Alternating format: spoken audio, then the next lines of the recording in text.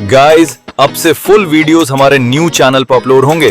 Full videos देखने के लिए न्यू चैनल पर जरूर विजिट करें और सब्सक्राइब करें। आपका सपोर्ट बहुत इंपॉर्टेंट है।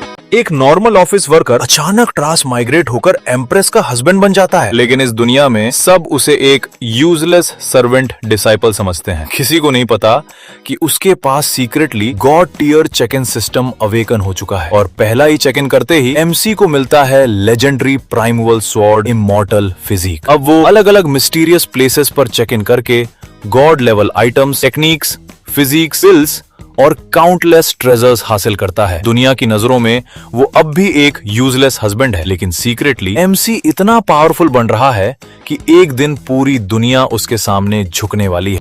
कहानी शुरू होती है एक शादी के कमरे से, और ये कोई नॉर्मल कमरा नहीं है। चारों तरफ लाल रेशमी पर्दे, जले हुए दिए और बीच में एक बड़ा ब्राइडल बेड, और उस बेड पर लेटा है एमसी। एमसी की आंख खुलती है तो उसका फर्स्ट रिएक्शन होता है, क्या हो रहा है? उसे याद है कि वो अभी कुछ देर पहले ही कंपनी में पागल की तरह ओवर टाइम कर रहा था। थक के आंख लगी और आंख खुली तो ये जगह। यहाँ सबसे इम्पोर्टेंट बात ये है कि एमसी तुरंत समझ जाता है ये अर्थ बिल्कुल नहीं है। वो अपने आसपास देखता है, आर्किटेक्चर, कपड़े, सब कुछ अलग है। उसके दिमाग में पहला ख्याल आता है, क्या मैं ट्रांस माइग्रेट हो गया? और तभी उसके सामने एक रोशनी चमकती है। हवा में सुनहरी लाइट से एक औरत धीरे धीरे नीचे उतरती है। लाल और सुनहरी शादी की ड्रेस, सर पर महारानी वाला ताज और चेहरे पर ऐसी खूबसूरती कि एमसी एक सेकंड के लिए भूल ही जाता है कि वो कहाँ है। एमसी के मन में बस एक ही बात आती है, क्या मैं वाइफ मिलने का ड्रीम देख रहा हूँ? आई स्वेयर ये मेरे लाइफ में देखी हुई सबसे खूबसूरत औरत है। बारनन तो छोड़ो, लेकिन ये सपना नहीं था। ध्यान देने वाली बात ये है कि ये दुनिया शियानवू कॉन्टिनेंट है। यहाँ के फाइटर्स उड़ सकते हैं, जमीन चीर सकते हैं, और जो टॉप एक्सपर्ट्स हैं वो तो कहते हैं सूरज चांद तक को तोड़ सकते हैं। इस दुनिया में सबसे बड़ी ताकतों में से एक है ताइशवान सेक्रेड लैंड, और उसी सेक्रेड लैंड की एम्प्रेस है लुओ छिंगशियान। इस पॉइंट पर सिचुएशन कंप्लीटली बदल जाती है जब एमसी को अपनी बॉडी की याद आती है। इस बॉडी का नाम था निंग फैन, और ये शादी कोई लव मैरिज नहीं थी। असली कहानी ये है कि एम्प्रेस लुओ छिंग एक बहुत ही खतरनाक जहर से पॉइजन हो गई थी, मेरियार्ड वेक्सेशन पॉइजन। ये जहर इतना एक्सट्रीम यिन टाइप का था कि इसको क्योर करने के लिए एक प्योर यांग मेल एनर्जी की जरूरत थी। तो इस पॉइजन को ठीक करने के लिए एम्प्रेस को इस लड़के से शादी करनी पड़ी। लेकिन यहीं पर ट्विस्ट आता है। ओरिजिनल निंग फैन इतना कमजोर था, शादी की रात इतनी पावरफुल और खूबसूरत एम्प्रेस को अपनी बीवी के रूप में देखकर उसका एक्साइटमेंट इतना बढ़ गया कि उसकी नाड़ियां ही फट गईं और वो वहीं पर मर गया। इसी वजह से निंग फैन को समझ आता है कि उसकी टाइमिंग कितनी परफेक्ट है। वो सोचता है, भाई तू मरा भी तो एकदम सही टाइम पर। तेरी वजह से मुझे ये बॉडी, ये स्टेटस और ये बीवी मिल गई बिना कुछ किए। और तभी एम्प्रेस उसके सामने आती है। वो बिल्कुल शांत लहजे में कहती है, हो ह्यूम सिर्फ पॉइजन क्योर करने के लिए मैरिड हुए थे। सिंस हमने अपनी मैरिज कंज्यूमेट कर ली है, तुम अब मेरे हस्बैंड हो। जब तक मैं यहाँ हूँ तुम्हें कभी भी किसी चीज की कमी नहीं होगी। यहाँ एक इंटरेस्टिंग बात नोटिस करने लायक है। एम्प्रेस के लिए ये शादी सिर्फ एक इलाज था, लेकिन उसके उसूल बहुत क्लियर हैं। एक बार शादी हो गई तो वो अपने हस्बैंड को धोखा नहीं देगी, लेकिन उसके साथ ही वो एक वार्निंग भी देती है। वो कहती है, मेरे मन के रूप में तुम टारगेटेड होगे। अभी डिमोनिक पाथ फिर से जाग रहा है, पूरी दुनिया में हंगामा होने वाला है और तुम अभी बहुत कमजोर हो, इसलिए कभी भी सेक्रेड लैंड को छोड़कर बाहर मत जाना। आखिर में वो बस इतना कहकर चली जाती है, मैं बिजी हूँ, मैं तुमसे विजिट करने आऊंगी। एम्प्रेस के जाने के बाद कमरा फिर से खाली हो जाता है और निंग फैन अकेला रह जाता है उस लाल बिछौने पर। ऊपर से देखो तो किस्मत चमक रही है, एक एम्प्रेस से शादी, लेकिन निंग फैन के चेहरे पर खुशी से ज्यादा टेंशन है। वो अपने आप से कहता है, I wed an empress but as Seraphina said, मैं अब एक प्राइम टारगेट बन गया हूँ। स्पेशली वो डेमोनिक पाथ वाले लोग जो बिना किसी रीजन के मार काट करते हैं। अगर उन्होंने मुझे पकड़ लिया तो I am as good as dead. यहाँ सबसे इम्पोर्टेंट बात यह है कि निंग फैन का डर बिना वजह का नहीं है। इस बॉडी का कल्टीवेशन टैलेंट एकदम ऑफुल है। पूरे ताइशवान सेक्रेड लैंड में ये सबसे नीचे वाले रैंक पर आता है, एक लोली सर्वेंट डिसाइपल। मतलब इस दुनिया में कोई भी आकर उसे एक पल में खत्म कर सकता है। और इसी सोच के बीच में एक आवाज गूंजती है, डिंग, होस्ट डिटेक्ट हुआ है, god tier check in system bind हो गया है। निंग फैन एक सेकंड के लिए शॉक हो जाता है, फिर उसकी आंखों में चमक आ जाती है, एक सिस्टम, मेरा गोल्डन फिंगर आ गया। ध्यान देने वाली बात यह है कि हर ट्रांस माइग्रेशन स्टोरी में सिस्टम एक टर्निंग पॉइंट होता है, और यहाँ ये निंग फैन के लिए सर्वाइवल का एक ही रास्ता है। सिस्टम का मोटिवेशन सिंपल और क्लियर होता है, होस्ट तुम चेकिंग इन करके स्ट्रॉन्गर बनते जाओगे, जहां भी दाव फॉर्चून होगा वहां चेक इन कर सकते हो, दिन में एक बार, हर अलग जगह पर अलग रिवॉर्ड मिलेगा। निंग फैन तुरंत अपने आसपास देखता है। वो इस वक्त एम्प्रेस के पैलेस में है। ये जगह पूरे सेक्रेड लैंड में सबसे ज्यादा दाव फॉर्चून वाली जगहों में से एक है। तो वो ट्राई करता है, एम्प्रेस पैलेस में चेक इन करूं? डिंग, चेक इन सक्सेसफुल हो गया है। तुम्हें प्राइमल स्वॉर्ड इमॉर्टल फिजिक मिला है। नोट करो, यहाँ रिपीटेड चेक इन नहीं होंगे। जैसे ही रिवॉर्ड उसके सामने आता है, हवा में एक तेज स्वॉर्ड की लहर महसूस होती है, इतनी शार्प की हवा भी फट रही है। इस फिजिक की खास बात यह है कि ये स्वॉर्ड कल्टीवेशन के लिए सबसे टॉप लेवल की बॉडी मानी जाती है। जिस इंसान के पास ये हो, उसका स्वॉर्ड इंटेंट सब कुछ नेचुरली दूसरों से 1000 गुना ज्यादा होता है। ये वो चीज है जो हजारों साल में एक बार किसी को मिलती है। सिस्टम पूछता है, इसे फ्यूज करूं? निंग फैन बिना सोचे कहता है, हाँ फ्यूज कर दो। जैसे ही फ्यूजन होता है, उसकी पूरी बॉडी सुनहरी रोशनी से भर जाती है। हड्डियों से लेकर ब्लड तक हर जगह स्वॉर्ड ऑरा दौड़ने लगता है। और इसी पल ताइशुआन सेक्रेड लैंड के ऊपर आसमान फट जाता है। आंधी, बिजली और बादलों के बीच एक विशाल रोशनी का फिगर बनता है। एक स्वॉर्ड इमॉर्टल, हाथ में स्वॉर्ड, आसमान से नीचे उतरता हुआ। पूरे सेक्रेड लैंड में घंटियां बजने लगती हैं। इस मोमेंट का असली सिग्निफिकेंस यही है कि ये कोई नॉर्मल ब्रेक थ्रू नहीं है। इसको कहते हैं प्रोडिजी फिनोमिनन। जब कोई पियरलेस टैलेंट जन्म लेता है, तभी आसमान ऐसा रिएक्शन देता है। नीचे सेक्रेड लैंड के एल्डर्स और एम्प्रेस लुओछिंग खुद बाहर आकर देखते हैं। एक बूढ़े एल्डर की आंखें चमक उठती हैं। वो चिल्लाता है, क्या हो रहा है? ये लेजेंडरी स्वॉर्ड इमॉर्टल डिसेंट्स है। हमारे सेक्रेड लैंड में एक पियरलेस प्रोडिजी है। हेवन ताइशुआन को ब्लेस कर रहा है। उनके लिए ये बहुत बड़ा मौका है, क्योंकि अभी डिमोनिक पाथ वापस आ रहा है। ऐसे टाइम पर अगर सेक्रेड लैंड को एक ऐसा प्रोडिजी मिल जाए, तो वो पूरे वॉर का रुख बदल सकता है। एम्प्रेस भी आसमान की तरफ देखकर सीरियस हो जाती है। उसके मन में एक ही सवाल है, इस फिनोमिनन को किसने कॉज किया है? और वहीं से ऑर्डर आता है जो निंग फैन के लिए अगला खतरा भी है और मौका भी। सर्च करो, हमें इस पियरलेस प्रोडिजी को फाइंड करना होगा।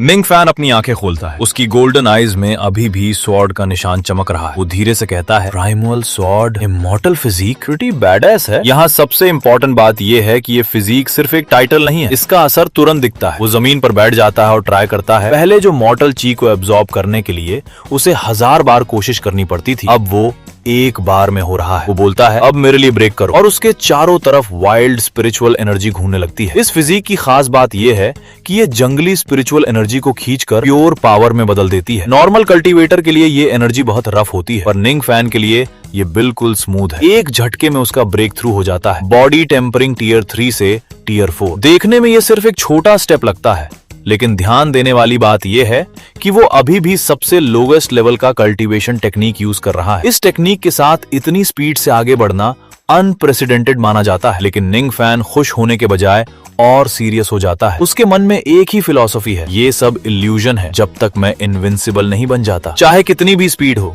जब तक वो ट्रूली इनविंसिबल नहीं बनता, सब कुछ दिखावा है। इसीलिए वो डिसाइड करता है, मुझे सेफ प्ले करना होगा। इनविंसिबल होना ही की है। वो अपनी कल्टीवेशन कंटिन्यू करता है, और इस बार जो होता है वो और भी बड़ा है। एक सांस में वो मार्शल आर्टिस्ट रेल्म तक पहुंच जाता है। मतलब उसने एक ही बार में 10 छोटे रेल्म्स और एक पूरा बड़ा रेल्म क्रॉस कर लिया है। इसी वजह से ये सीन काफी इंपॉर्टेंट बन जाता है। प्राइमल स्वॉर्ड इमॉर्टल फिजिक ने उसकी कल्टीवेशन स्पीड को लिटरली चीट लेवल पर पहुंचा दिया है। लेकिन निंग फैन जानता है कि स्पीड अकेली काफी नहीं है। आगे बढ़ने के लिए उसे हायर लेवल की कल्टीवेशन टेक्निक और स्पिरिट स्टोन्स की जरूरत पड़ेगी। तभी उसे याद आता है, जब वो सर्वेंट डिसाइपल था, तब उसने कुछ स्पिरिट स्टोन्स, डेली सप्लाईज और कपड़े बचाकर रखे थे। वो सब अभी भी सर्वेंट पीक पर पड़े हैं। पैलेस से बाहर निकलते ही ताइशुआन सेक्रेड लैंड का असली व्यू दिखता है। हवा में तैरते हुए पहाड़, बादलों के ऊपर बने हुए गोल्डन टेम्पल्स, बीच से गिरते हुए वाटरफॉल्स। निंग फैन खुद कहता है, तुम ऐसे सीन सिर्फ टीवी शोज पर ही देखते हो, लेकिन इस खूबसूरत व्यू के पीछे एक खतरा भी है। रात को उसने जो स्वॉर्ड इमॉर्टल डिसेंट्स का इतना बड़ा कमोशन कॉज किया था, उसकी वजह से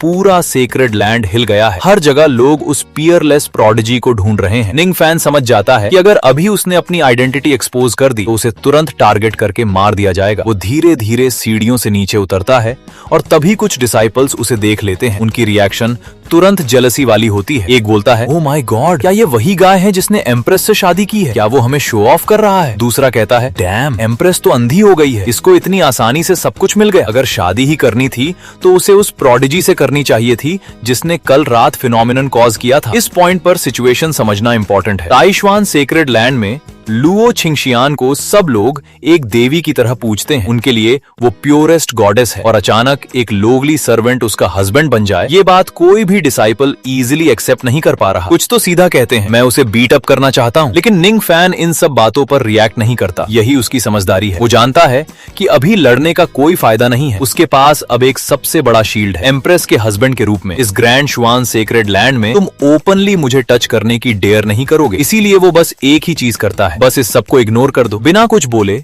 अपने पुराने सामान लेने के लिए सर्वेंट पीक की तरफ चल देता है, ताकि वो चुपचाप और स्ट्रांग बन सके, बिना किसी को पता चले कि कल रात का वो प्रोडिजी और कोई नहीं बल्कि वो खुद था। निंग फैन अपने पुराने झोपड़े में वापस आता है और सबसे पहले अपना वो लाल शादी वाला जोड़ा उतार देता है। अब वो एक सिंपल सफेद सर्वेंट रोब लगाता है। वो आईने में खुद को देखता है और कहता है, वो आउटफिट बहुत ज्यादा फ्लैशी था। अगर मैं इसमें वॉक अराउंड करूंगा, यहाँ हर कोई मेरा फेस याद रखेगा। यहाँ एक इंटरेस्टिंग बात नोटिस करने लायक है। वो लाल जोड़ा उसके लिए इज्जत का निशान नहीं, एक टारगेट बोर्ड था। कल रात के स्वॉर्ड इमॉर्टल डिसेंट्स फिनोमिनन के बाद पूरा ताइशुआन सेक्रेड लैंड उस प्रोडिजी को ढूंढ रहा है, और ऊपर से वो ऑलरेडी लुओ छिंगशियान का हस्बैंड बनकर सबकी जेलसी का रीजन बन गया है। इसीलिए वो अपने पुराने कमरे में जमीन के एक कोने में हाथ डालता है। लकड़ी के तख्ते के नीचे उसने एक छोटी पोटली छुपा रखी थी, अंदर चमकते हुए स्पिरिट स्टोन्स। निंग फैन मुस्कुराता है, इन स्पिरिट स्टोन्स के साथ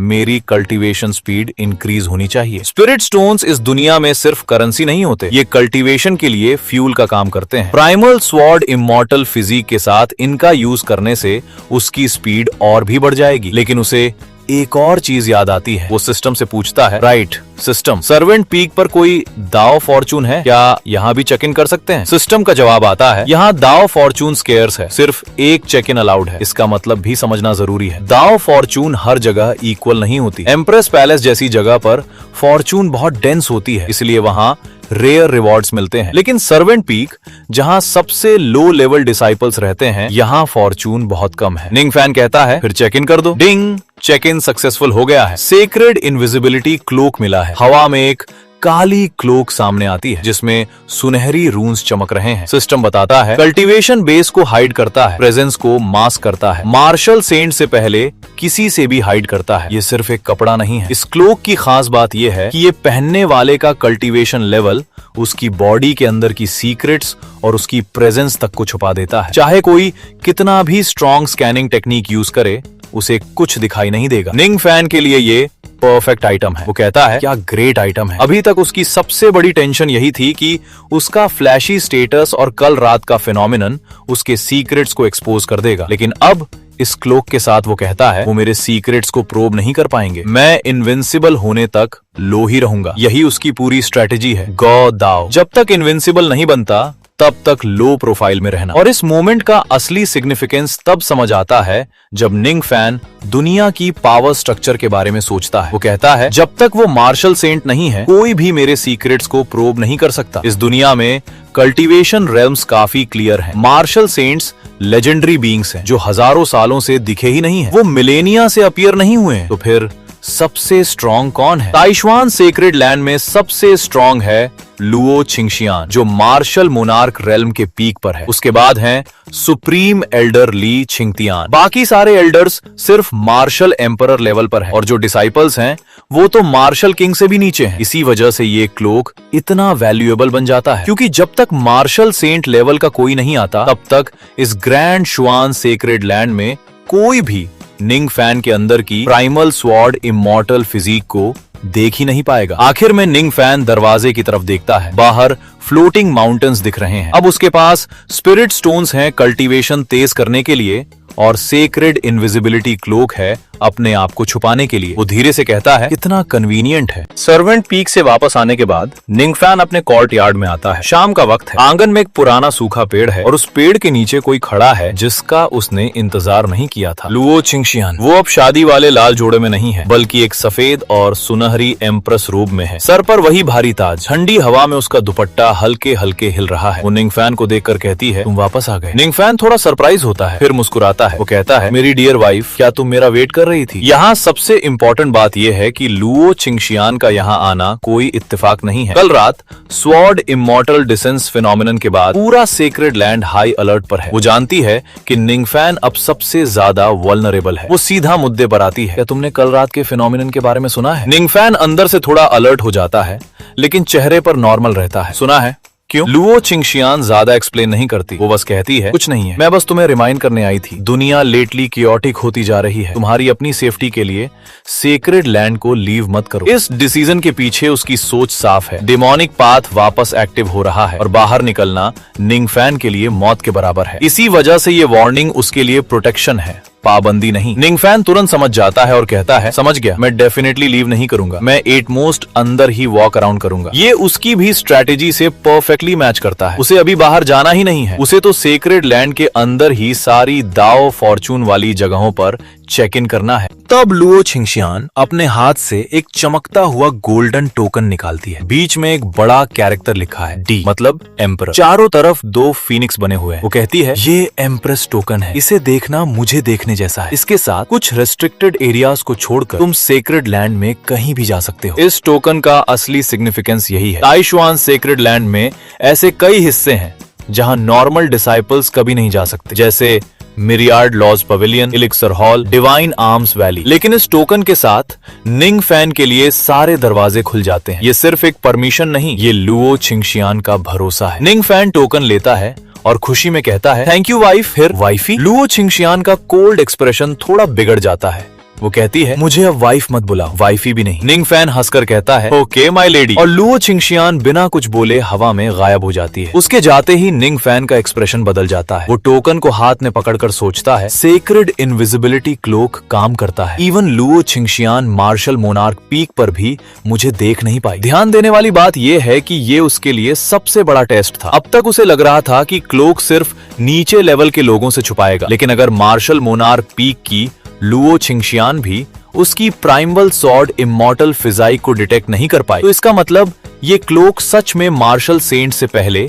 किसी के सामने भी उसका सीक्रेट सेफ रखेगा। और इसी के साथ उसका नजरिया लुओ चिंगशियान के लिए भी बदलता है। वो सोचता है, ऑल्दो मेरी एम्प्रेस वाइफ अलूफ लगती है, वो एक्चुअली काफी केयरिंग है। देखने में वो बहुत ठंडी और हाई कोल्ड लगती है, लेकिन उसने चुपचाप उसके लिए एम्प्रेस टोकन का इंतजाम कर दिया है। अब उसके पास 2 चीजें हैं जो उसे चाहिए थी, एक सेफ रहने के लिए क्लोक और दूसरा पूरे सेक्रेड लैंड में फ्रीली घूमने के लिए एम्प्रेस टोकन। वो अंदर जाता है, स्पिरिट स्टोन्स निकालकर कल्टीवेशन करने बैठ जाता है। ब्लू लाइट वाले स्टोन्स उसके चारों तरफ घूमते हैं। कुछ देर बाद वो आंखें खोलता है और अपना अगला प्लान बनाता है। वो सोचता है, मैं कहीं भी चेक इन कर सकता हूँ जहाँ दाव फॉर्च्यून है। एम्प्रेस पैलेस और सर्वेंट पीक तो हो गए, लेकिन Myriad Lodge Pavilion, Elixir Hall, Divine Arms Valley जैसे जगह पर भी दाव फॉर्च्यून पक्का होगी। लेकिन सबसे बड़ी प्रॉब्लम अभी भी वही है, उसके पास कोई अच्छी कल्टीवेशन टेक्निक नहीं है। अभी तक वो लोवेस्ट लेवल का टेक्निक यूज कर रहा था, प्राइमल सॉर्ड इमॉर्टल फिजाइक होने के बाद भी। इसी वजह से वो डिसाइड करता है, मेरे पास अभी भी कोई गुड टेक्निक नहीं है, पहले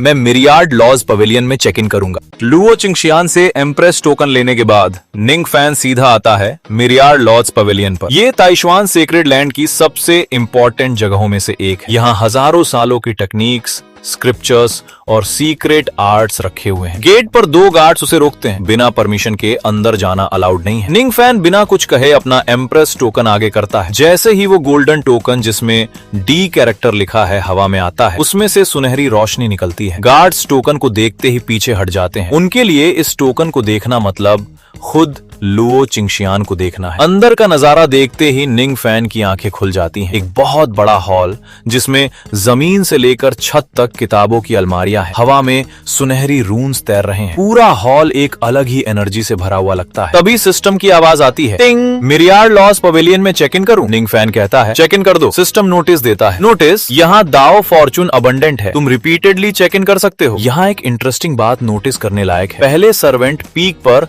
दाव फॉर्चून स्केयर्स थी, इसलिए वहां सिर्फ एक बार चेक इन हो पाया था। एम्प्रेस पैलेस में फॉर्चून ज्यादा थी, लेकिन रिपीट अलाउड नहीं था। लेकिन मिरियार्ड लॉज पवेलियन एक कोर लोकेशन है, इसलिए यहाँ फॉर्चून इतनी अबंडेंट है कि यहाँ बार बार चेक इन किया जा सकता है। चेक इन सक्सेसफुल होता है और हवा में एक पुरानी किताब सामने आती है। उस पर लिखा है ताई शुआन शेंगजिंग। निंग फैन उसे देखकर चौंक जाता है। ग्रैंड शुआन सेक्रेड स्क्रिप्चर है। इस स्क्रिप्चर का असली सिग्निफिकेंस यही है। ये कोई नॉर्मल टेक्निक नहीं है। ये ताई शुआन सेक्रेड लैंड के फाउंडर एंसेस्टर शुआन का बनाया हुआ सेक्रेड आर्ट है। हजारों साल पहले जब सेक्रेड लैंड बना था तब ये सबसे पावरफुल स्क्रिप्चर माना जाता था, लेकिन टाइम के साथ ये खो गया था। निंग फैन सोचता है, मैं बिलीव नहीं कर सकता, मुझे ये चेक इन से मिला है। वो तुरंत सिस्टम को कहता है, सिस्टम ग्रैंड शुआन सेक्रेड स्क्रिप्चर को लर्न करा दो। अगले ही पल आसमान से एक सीधा सुनहरा बीम उसके सिर के अंदर घुस जाता है। पूरे कोर्ट यार्ड में रोशनी फैल जाती है। निंग फैन जमीन पर बैठ जाता है। उसके फोरहेड पर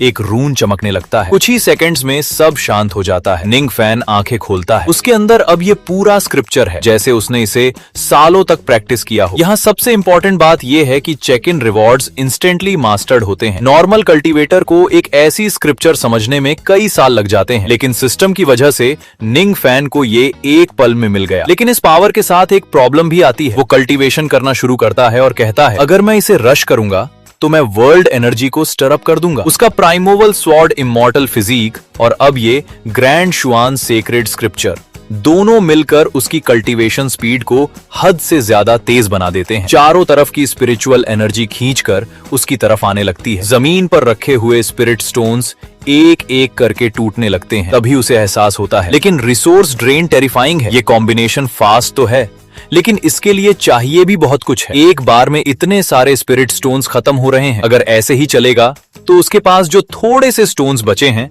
वो कुछ दिन में ही खत्म हो जाएंगे। इसी वजह से ये सीन काफी इंपॉर्टेंट बन जाता है। टेक्निक मिल गई, मास्टरी भी मिल गया, लेकिन अब उसे रिसोर्सेज की जरूरत है। तो निंग फैन अपना अगला डेस्टिनेशन डिसाइड करता है। वो कहता है, मुझे इलिक्सिर हॉल विजिट करना चाहिए, क्योंकि इलिक्सिर हॉल वो जगह है जहां पिल्स, स्पिरिट स्टोन्स और कल्टीवेशन रिसोर्सेज स्टोर होते हैं। और वहां भी दाओ फॉर्चून अबंडेंट होने की वजह से चेक इन से उसे और रिसोर्सेज मिल सकते हैं जो इस टेरिफाइंग कंजम्पशन को सपोर्ट कर सके।